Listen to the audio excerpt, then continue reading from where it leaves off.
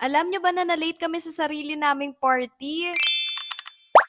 Ako, kakabento talaga to eh. Pero Carrie Bells lang naman, super chill lang ng party namin na to, ni Sophie. Mga mommy friends din kasi yung kasama namin dito and intimate lang na kami-kami lang. Unang ang bumungad sa amin, sila Doki and Twins. Alam nyo ba na siya din ang official videographer ng party na to? Char! I love you so much, bestie. Thank you for taking videos for me. Nakakatuwa nga yung kids, super excited sila pumasok. Tapos, syempre, nandito din ang Abao fam. That day lang not feeling well ang aking sister, pero feel na feel ko siya during the party. Ay, wow! Paano ba naman kasi yung dance steps ni Kitty? Oh, nanay na nanay niya talaga. Oh, diba sobrang cute? Nandito din nga si Daddy Chan and si Mother Lita. Syempre sila Mommy Ju, Daddy Rex and Franco Poop nandito nga din. Sila Mommy Eli, Daddy Eros and Aki, tsaka si Mommy Paula, Daddy Rog and Atoya. Sayang lang hindi nakasama sila Mommy Ike and Mommy Karin. Marami pa namang next time. Baka may bumati din pala sa damit ni Sophie, play area pero naka long dress. Siya talaga namili niyan kasi princess party nga. Tinanong ko din siya niyan kung baka mahirapan siya sa dress niya kasi nga mahaba. Gusto niya daw talaga, magdala na lang daw kami ng pamalit. Pero alam nyo, ending, hindi din siya nagpalit ng dress kasi nga super love niya talaga yung dress niya. Kaya huwag kayo magulo dyan, siya yung my birthday. So, ginanap pala to sa Kids Would Play Cafe. Ito din talaga yung go-to place namin sa Soledad kapag gusto ni Sophie mag-play area. Ang gaganda din talaga kasi ng mga toys nila dito. For the cake, bumili lang kami dito sa Soledad, tas naglagay lang ng mga princess toppers. For the cupcakes, ito yung in-order namin kasi gusto ni Sophie, lahat daw mabublow ng candle. Kaya ang dami kong kandilang binili. Thank you din pala kay Lolly sa gift niya. Side sa dress, nag-hire din nga kami ng princess. O sige nga, sinong Disney princess to? Ang cute din nga ng reaction ng kids sa kanya.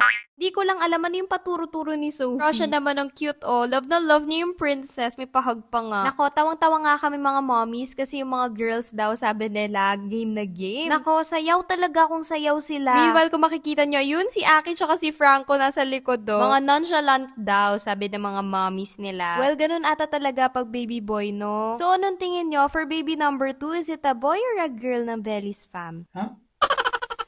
Pero sige, for now, enjoy muna namin na si Sophie pala. After niya, nag-games lang kami. Diyos ko, sobrang sweet naman ng twins. Tapos maya-maya nagutom na talaga sila nako. After eating, ayan, nag-blow na nga kami ng candles. Pero itong lahat ng kids may candles, idea talaga to ni Sophie. Diyos ko, ewan ko ba, na-bless talaga ako ng sobrang thoughtful na bata. After that, hiningan nga din siya ng message ng host. Thank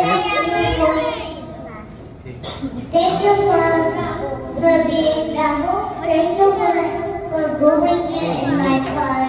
Yay! Thank you so much.